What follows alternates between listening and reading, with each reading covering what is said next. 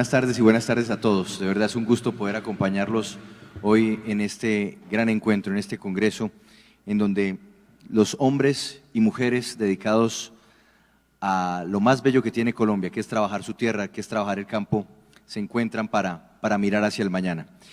Y me encanta la posibilidad de poder hablar con don Jaime porque es un hombre que, tal y como nos lo anticipaba Erika, a los 60 años se reinventó la vida y se la reinventó mirando hacia atrás porque utilizó como base lo que había aprendido a lo largo de sus primeros 60 años y ahora que empezó los segundos 60, pues ha venido avanzando y construyendo ese maravilloso proyecto que se llama La Facenda.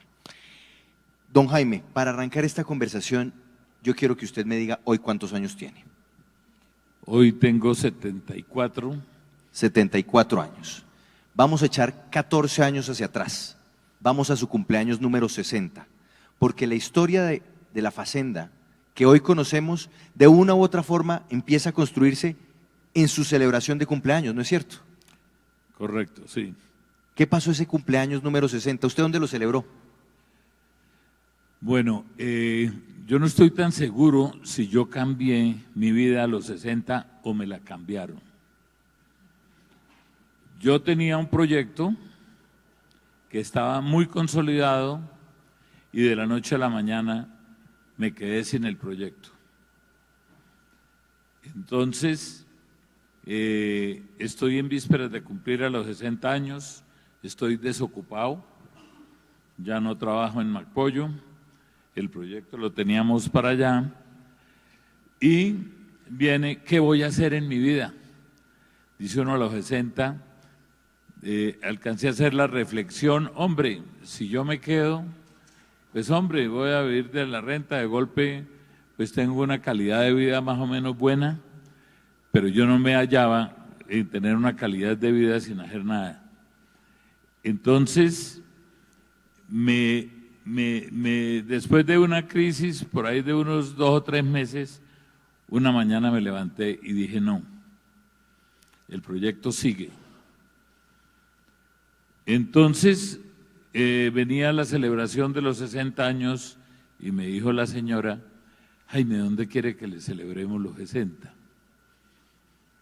Entonces le dije, solo hay un sitio, en La Facenda. Dijo, ¿cómo se le ocurre? Allá, eso no va nadie. Pero venga, don Jaime, perdón, lo interrumpo. ¿Dónde es La Facenda para quienes de pronto no ubican en dónde está ubicada esta gran idea suya? Hoy La Facenda está relativamente cerca, con excepción de los meses que estuvimos en vía, pero en ese entonces quedaba a 4 horas y media de Puerto López, o sea, había que ir a Bogotá, bajar a Villavicencio, allá era una jornada de un día para llegar, y el hotel donde nos íbamos a quedar quedaba casi a 3 horas y pico de donde iba a ser la reunión y la fiesta. Entonces su señora le dijo, usted está loco, ¿cómo se le ocurre ir a organizar su cumpleaños allá? Está absolutamente loco, allá no va nadie. Le dije, ¿ustedes van? Me dijo, bueno, nosotros sí. Bueno, finalmente logramos que fueran 60 personas al cumpleaños. ¿Y por qué el cumpleaños allá? Porque yo tenía para mostrarle a los 60 amigos lo que habíamos iniciado allá en los cultivos de maíz y soya, porque maíz y soya son la base fundamental de las proteínas de origen animal como el pollo o como el cerdo o como el pescado, y ya lo tenía avanzado. Esa vez la gente quedó muy sorprendida y le dije a algunos amigos, les dije, ¿ustedes estarían interesados en que estudiáramos un nuevo proyecto de producir proteína? Y me dijo, claro, usted sabe muchísimo de pollo. Dije, no, es que es al contrario, me voy a cambiar a cerdo. Yo, pero ¿cómo si usted sabe de pollo? Y dije, no, sé tanto de pollo que no lo puedo hacer de pollo. Blindé tanto a MacPollo que no soy capaz de iniciar. En cambio, el cerdo, que es la cuarta de las carnes, donde nadie quiere comer, donde todos si se hacen las cosas bien, puede funcionar. Listo, don Jaime. Pero entonces usted ya nos dio aquí una pista interesante. Cuando usted lleva a sus 60 amigos a conocer la fazenda, que en ese momento era apenas esos grandes cultivos de soya y de maíz, había una idea.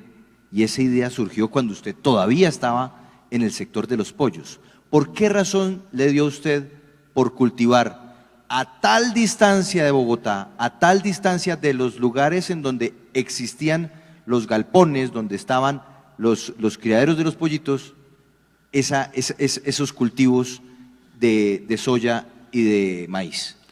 A ver, yo fui 4 años presidente de FENAVI y estuve en Brasil, en Argentina, en los Estados Unidos y todo, y es hoy, y lo ratifico, hoy es imposible para Colombia competir en cerdo o en pollo en los mercados internacionales cuando tiene que importar las materias primas y donde las materias primas tienen una materia prima que en ese entonces costaba $95 la tonelada de maíz y llevarla a boca de animal eran $180.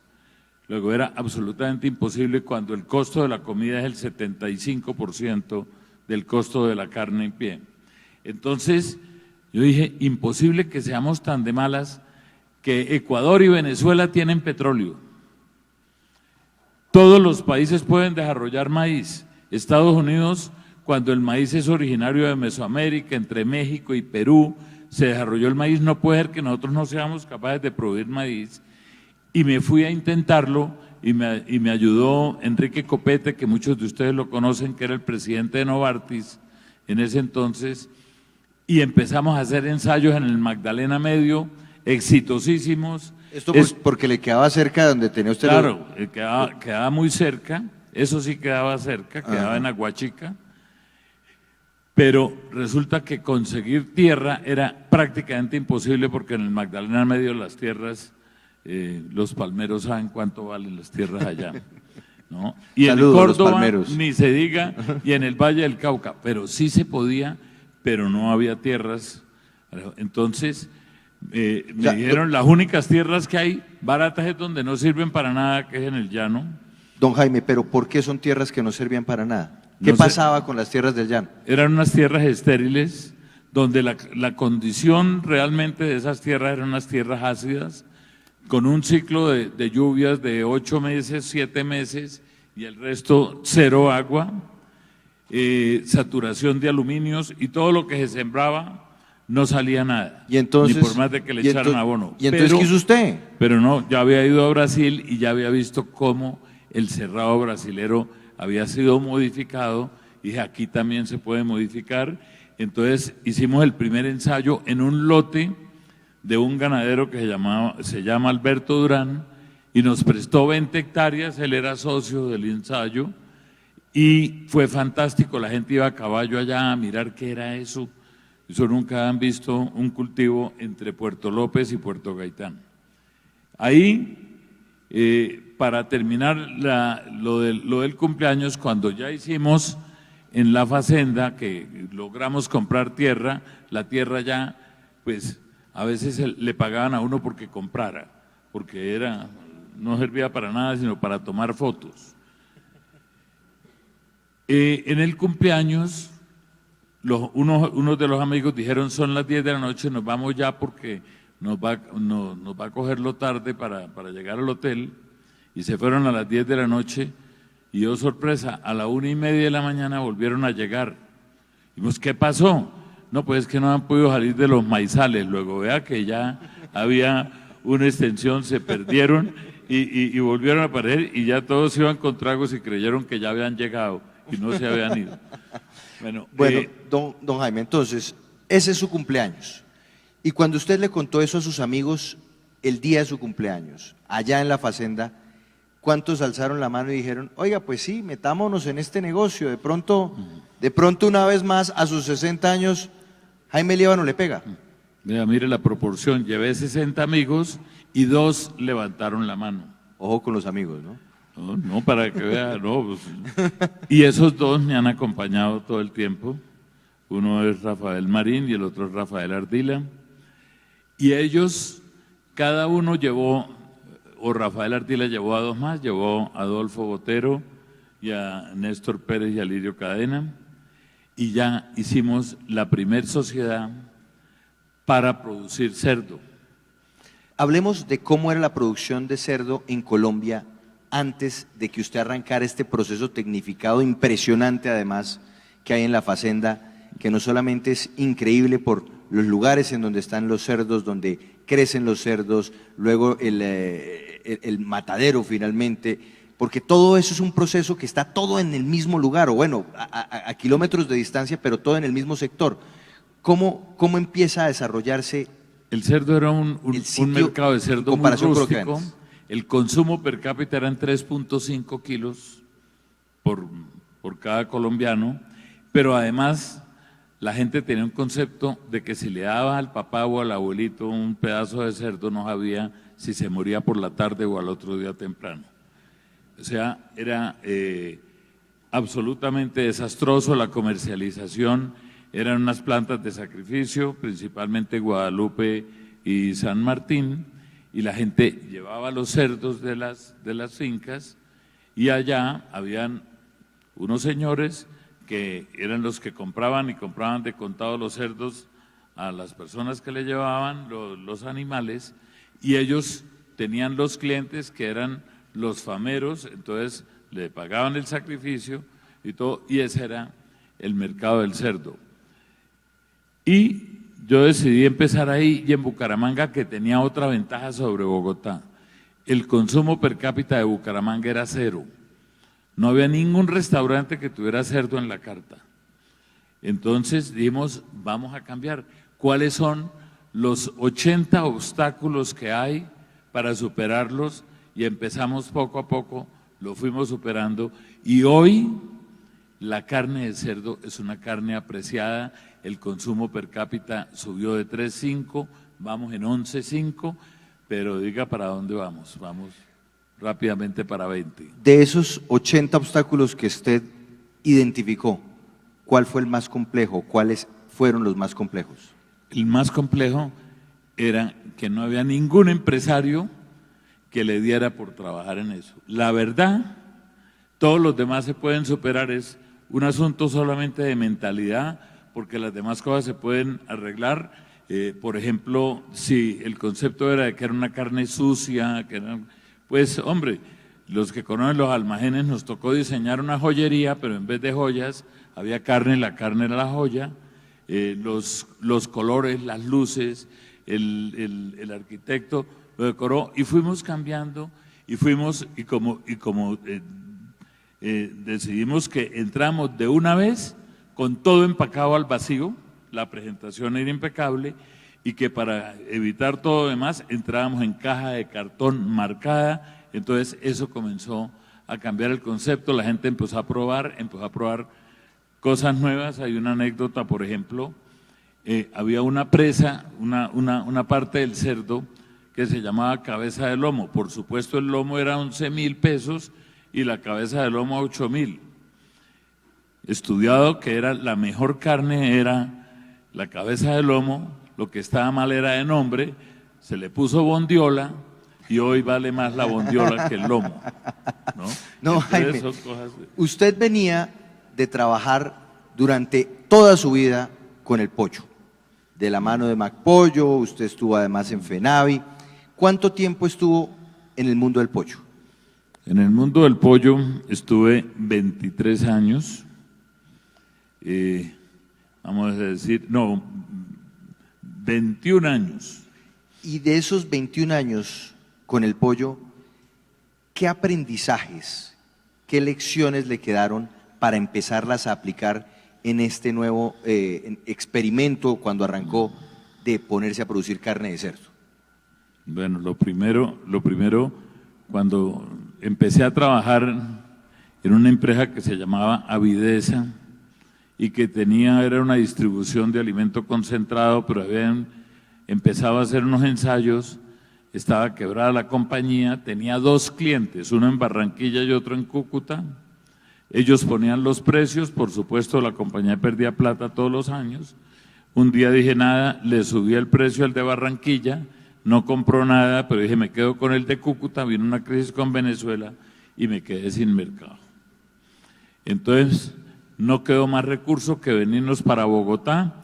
Llamé a un amigo, le dije, Jorge Alberto, lo necesito, nos vamos, le mando la primer mula, el primer camión con pollo, cuando la venda me la devuelve. Entonces llegó en Bogotá, no fue capaz de venderla, fue a Faca y todo, pero a la semana me devolvió el camión. Y empezamos así en el mercado en Bogotá. Y hoy, pues el mercado de Bogotá es nuestro mercado tanto en pollo como en cerdo. ¿Y usted hizo un ejercicio similar con la carne de cerdo? Claro, hicimos lo mismo. Primero usted mandó un socio suyo con un camión desde la fazenda hasta Bogotá, ¿le dijo, venda eso? Pero claro, lo primero es llegar, bueno, ¿y qué vamos a hacer con todo ese cerdo que va a salir? Dije, no, pues hay que venderlo, pero no con el concepto anterior, que era 1 o 2 clientes, eran muchos clientes. ¿Y dónde está el consumo de las carnes? En los hogares, es cómo llegar a los hogares. Hoy, por ejemplo, el cliente más grande de nosotros tiene el 3%, y todavía me parece que está muy alto.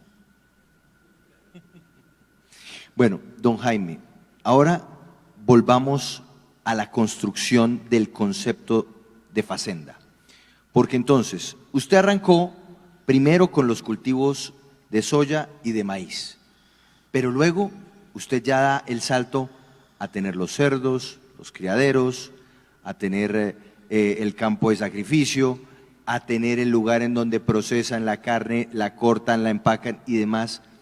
Hoy día, ¿el complejo de fazenda qué tamaño tiene? Hoy ya tenemos 20.000 madres. 20.000 madres producen un poco más de 600.000 cerdos al año. Sembramos 40.000 hectáreas, de esas 40.000 hectáreas de maíz y soya. Nos dan una ventaja competitiva contra los demás, no porque produzcamos más eficientemente que en Iowa, sino que tenemos que competir es contra el maíz y la soya en boca de animal. Y hoy el precio del maíz oscila entre 135 y 155, 160 dólares, pero puesto en boca de animal está en 230 dólares. Y a nosotros somos más ineficientes que Iowa, pero en boca de animal tenemos una ventaja sobre nuestros colegas del orden de entre el 25 y el 30% más barato.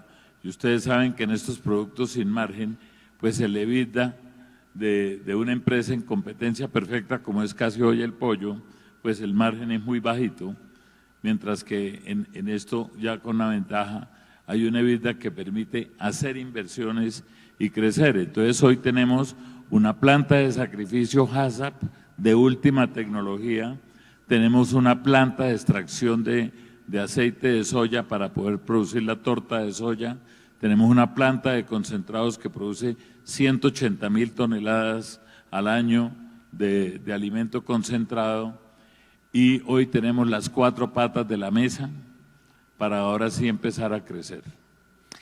Don Jaime, ¿qué tan difícil fue instalarse en ese lugar? Porque tan lejos de la capital, tan lejos de los centros urbanos, me imagino que en términos de costos debe haber sido altísimo. Me imagino que en términos de salarios e incluso de conseguir personal no debe ser fácil. ¿Cuál es la realidad? No, al contrario. Si alguna ventaja, allá lo que hay es gente que lo que pasa es que la mayoría de la gente pensaba que ellos no servían para trabajar, pero resulta que allá hay indígenas, hay campesinos, y hoy Puerto Gaitán es una zona casi de pleno empleo. Hoy entre la palma africana que hay, que requiere casi que un trabajador cada 10 hectáreas, el caucho que requiere uno cada 8 hectáreas, hoy nosotros tenemos 1.400 trabajadores allá, y es fantástico ver cómo, por ejemplo, un indígena maneja un tractor con GPS y con tarjetas y tiene que llegar a entregar el reporte, mandarlo por internet, por la nube, en forma permanente.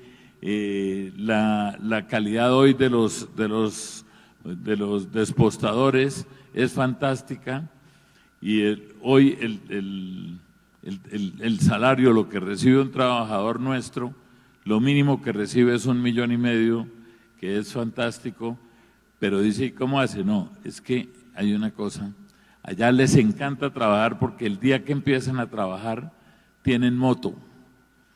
Nosotros damos un auxilio de moto porque como toda la gente vive por allá Re lejos, a 40 kilómetros o a 30 kilómetros, no queremos sacarlo del entorno de la familia, que viva con la familia, entonces le damos un auxilio de 500,000 pesos para que se compre la moto y la mantenga.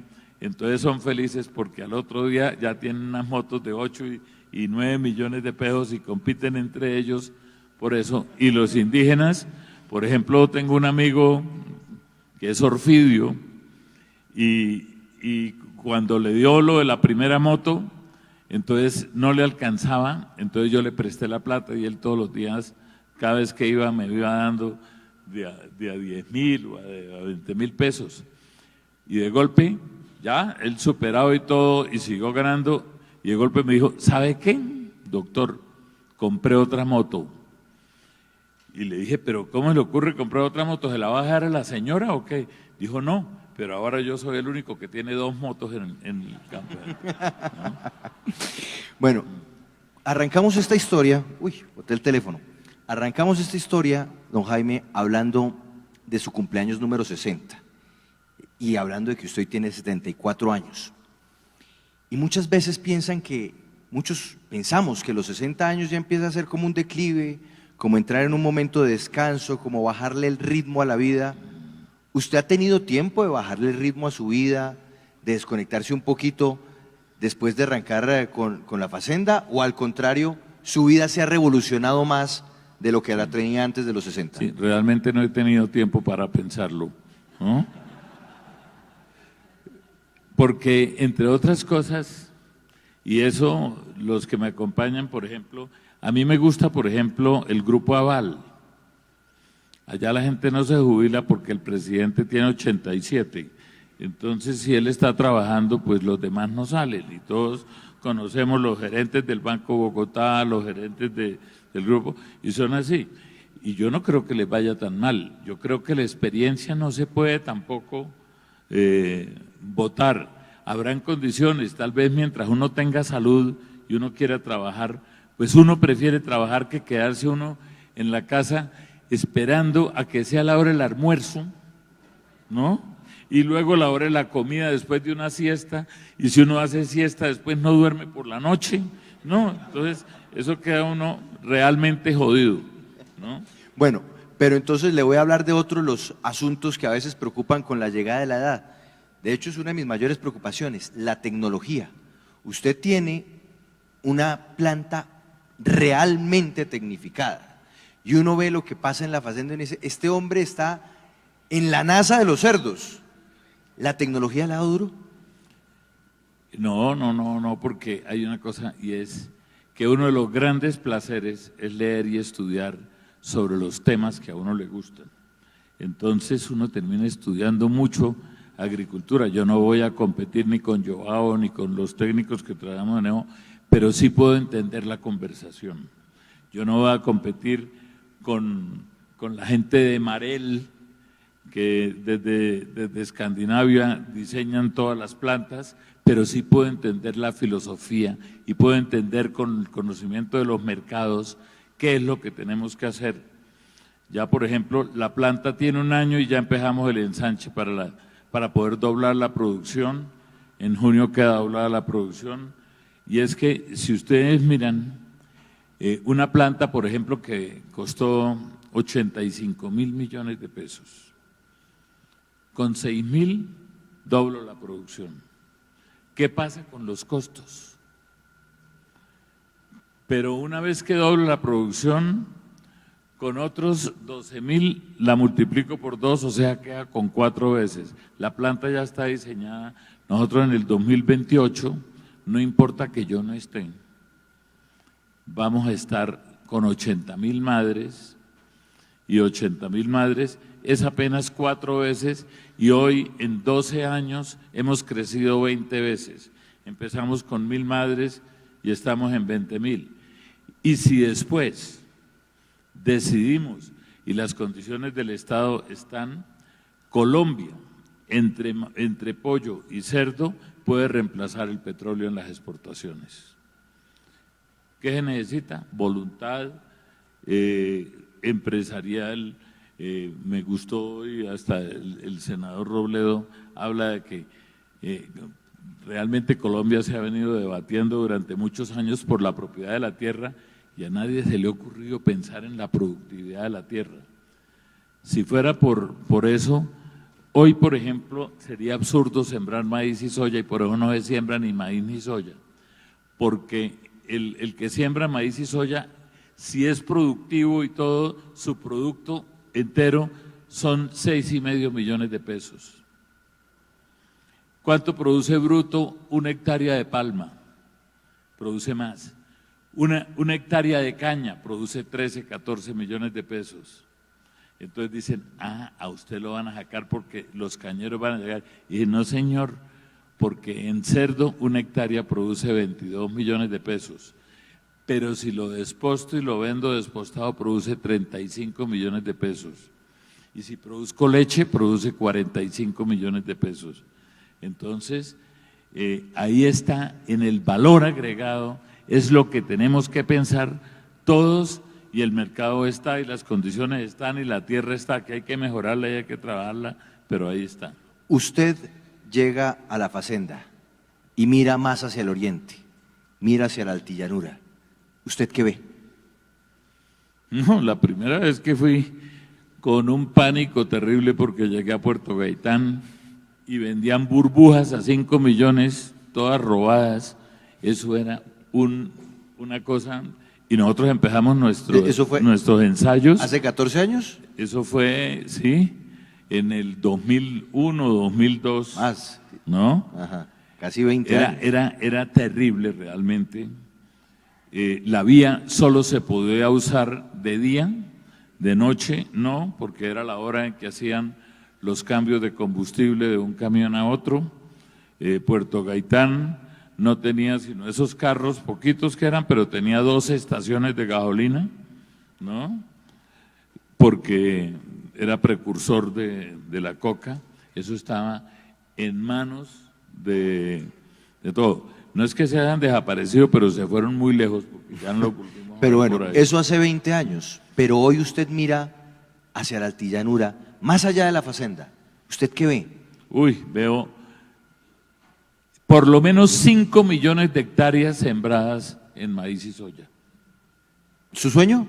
Ese es el sueño para Colombia, porque es que cuando uno piensa que esa es de verdad la revolución agrícola, es que no es justo que nosotros estemos importando 5 millones de toneladas de maíz y 2,5 toneladas de torta de soya. Es que realmente, en términos económicos, para los economistas, no es lo mismo una generación primaria donde todo lo que estamos pagando se está moviendo en la economía, a una plata que está moviendo la economía, pero de los Estados Unidos.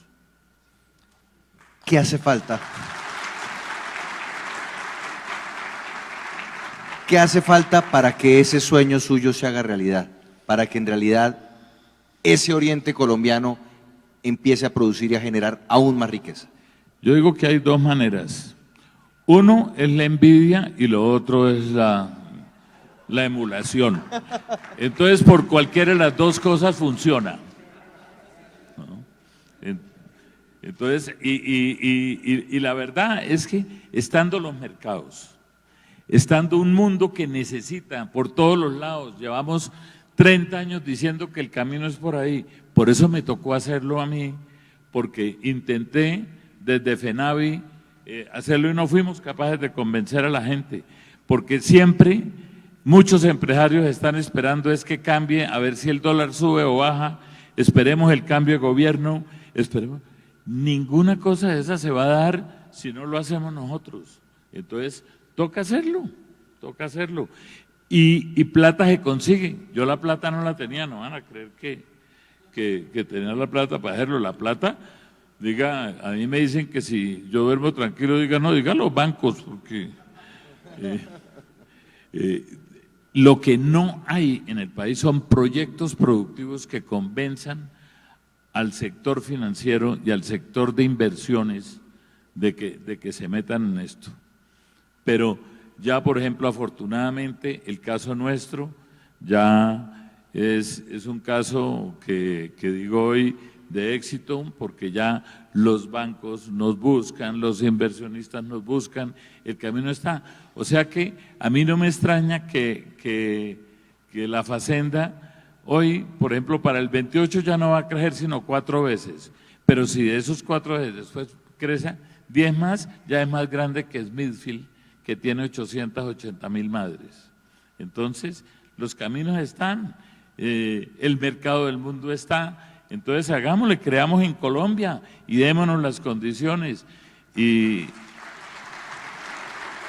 hoy le decía a los de la Comisión Quinta del Senado y Cámara y al senador Robledo, hombre, están invitados a que vayan allá y miren para que lo vean de primera mano, porque es que es muy difícil legislar desde un escritorio en Bogotá. Hay un ejemplo muy bonito, don Jaime, de lo que se puede lograr cuando se piensa en desarrollo y cuando se piensa en proyectos productivos, además en estas zonas, y es que ayudan a traer el desarrollo.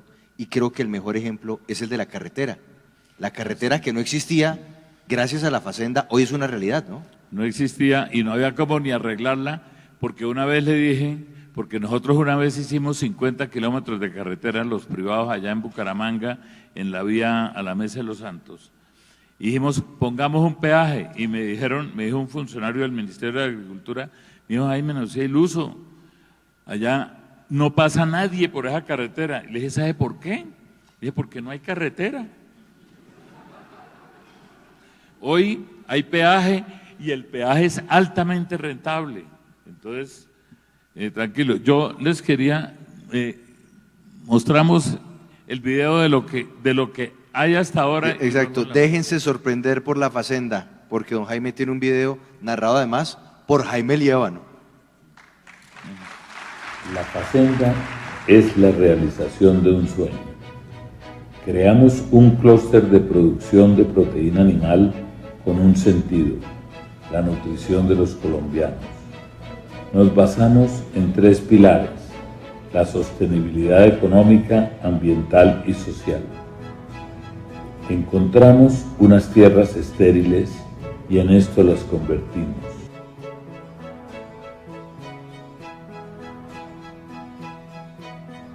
Para poder sembrar 40.000 hectáreas, tenemos 40 sembradoras con 676 líneas de siembra, 17 fumigadoras, 10 abonadoras, 2 aviones y 23 cosechadoras que recogerán cerca de 220.000 toneladas de maíz y soya.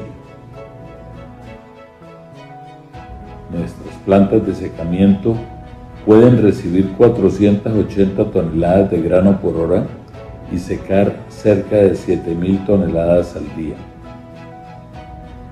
La planta de extracción de soya procesa 300 toneladas diarias, produciendo anualmente 20.000 toneladas de aceite de soya refinado, 75.000 toneladas de torta de soya del 51% de proteína y 4.000 toneladas de cascarilla para el ganado. La planta de concentrados produce hoy 180.000 toneladas al año. La porcicultura se inicia con el centro de machos, donde 100 atienden 20.000 madres, y en el laboratorio los equipos electrónicos miden la motilidad y concentración del semen para garantizar una eficacia del 92%. Las madres están en libertad siguiendo los requerimientos de la norma europea de bienestar animal. Cada madre en 2.5 partos produce al año 30 cerdos de 125 kilos, es decir, 3.750 kilos, para un total de 80.600 toneladas de carne de cerdo. Los lechones lactan durante 3 semanas, pasando de 1.5 kilos al nacer a 6.5 kilos al destete. El precebo dura 7 semanas hasta 30 kilos en grupos homogéneos de 50 animales por corral. En la ceba, que dura 14 semanas, ganan 1 kilo diario hasta 125 kilos, consumiendo 270 kilos de concentrado.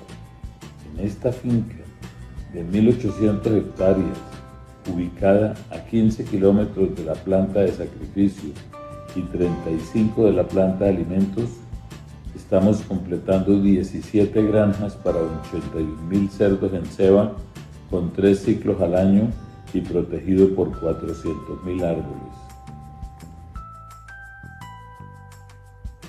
Se produce biol líquido para abonar 200 hectáreas de pasto para ganado de carne y metano para generar 2.2 megas de energía.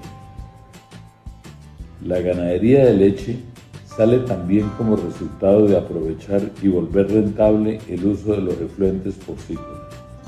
En esta estación de leche, para 2.200 vacas en ordeño, se podrán producir 37.400 litros al día con 12 vacas en pastoreo por hectárea.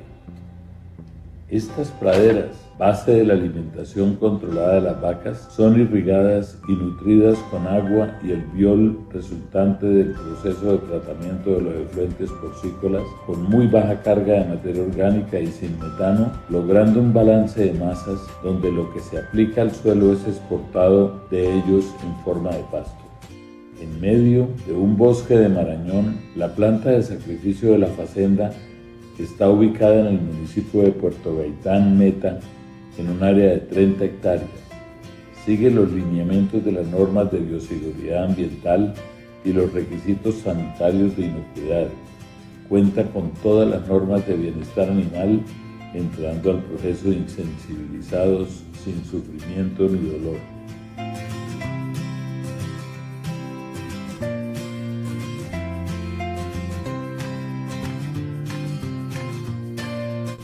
Cuenta con la separación de áreas, sistemas de refrigeración especializados, desposte,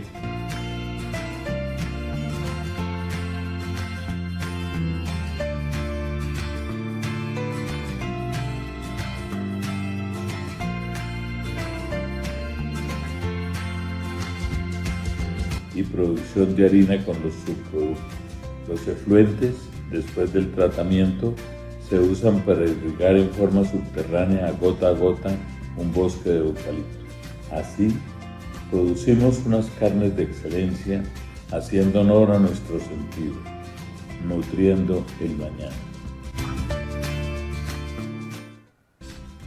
Para cumplir nuestro sueño de nutrir a todos los colombianos, estamos convencidos que debe erradicarse el hambre y la pobreza extrema, empezando en las zonas rurales del país.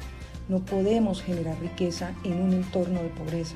Por ello venimos acompañando a los pequeños pobladores rurales, indígenas, campesinos, reubicados, reinsertados, sujetos de reforma agraria, colonos y ocupantes agrarios en su desarrollo, apostándole a crecer todos juntos en forma efectiva y rentable, haciendo productivas sus tierras incultas, compartiendo sin reservas nuestro conocimiento, integrándolos a nuestras operaciones y acompañándolos en la construcción de su sueño de futuro, que es el mismo nuestro y el de todos, una Colombia con seguridad alimentaria y constituida como gran despensa mundial de alimentos. Sabemos que juntos lo vamos a lograr. Imagínense, si uno puede hacer eso o soñar con construir eso a los 60 años, muchos de ustedes que tienen la mitad, lo que podrán hacer. Don Jaime, me queda una pregunta. ¿Usted hoy se devolvería o extraña el negocio de los pollos? Inclusive yo nunca he pensado que no voy a tener otra vez negocio de pollos, ¿no? ¿Por qué? Porque en realidad nosotros lo que estamos es en nutrición humana, y la nutrición humana la da un vehículo que puede ser el cerdo. El cerdo es la carne más consumida en el mundo. El pollo iba para alcanzarlo, pero ya en este momento va como en paralelo. No sabemos si la crisis esta de la peste porcina africana haga que se acerque mucho más el pollo al cerdo, pero el pollo es el otro camino, y no importa, sea, puede ser pollo, cerdo, pero el camino es por ahí, y el camino ese es importantísimo para Colombia. Un aplauso, por favor, para don Jaime Liévano, el hombre de la Facenda. Muchas gracias a ustedes, una buena tarde, una buena noche. No, Muchas gracias, don Jaime.